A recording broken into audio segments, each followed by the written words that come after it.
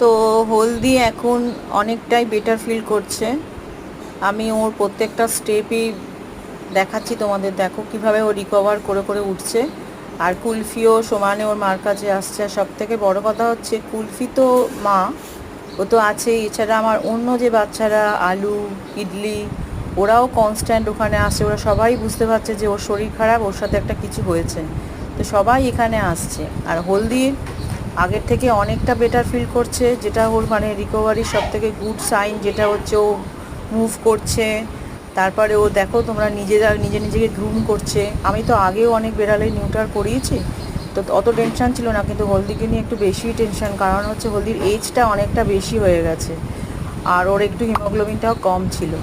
তো যিনি অপারেশন করলেন উনি তো বললেনই যে ও ঠিকই আছে।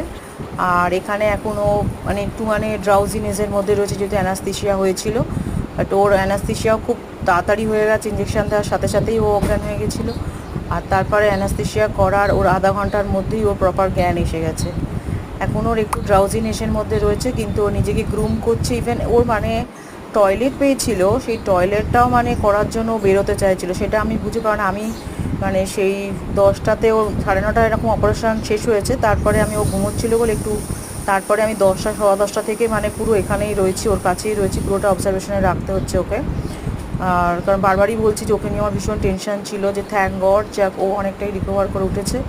আর ওর পেট ফ্রেন্ড যারা সবাই আছে তারাও সবাই এখানে রয়েছে। কুলফি মা অসুস্থ বলে অন্য বাচ্চারা কুলফির সঙ্গে খেলছে, ওদের সময় দিচ্ছে। অ্যানিম্যাল ওয়ার্ল্ডটাই এরকম, মানে মানুষের মতন এত হিংসা বিদ্বেষ ওদের মধ্যে থাকে না। তো হলদি এখন অনেকটাই ভালো, ওকে দেখলাম নিজেকে গ্রুমও করছে। আর ওর টয়লেট পেয়েছে বলে আমি বুঝতে পারলাম যে ও বেরোতে চাইছে, তাই জন্য লিটার বক্সটা বাইরে ছিল, এখন লিটার বক্সটা ভেতরে দিয়ে দিলাম। তো ভেতরে দেওয়ার পরে দেখো কীভাবে ভেতরেই টয়লেট করছে, মানে ড্রাউজিনেস, শরীরের পেন, সব কিছুর মধ্যে থেকেও যে নিজের অভ্যাস হ্যাবিট সেটা পর্যন্ত ওরা নষ্ট করে না।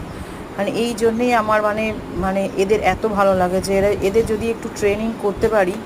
হলদি অ্যাকচুয়ালি ট্রেনিংতে ছিল না, ও তো আমার কাছে সবসময় থাকেনি, তো আসা যাওয়া করতো ওপরে, কিন্তু অনেক দিন ধরে ওকে নিউটার করাবো ভাবছিলাম, কিন্তু নিউটারে তো একটা প্রসেস থাকে।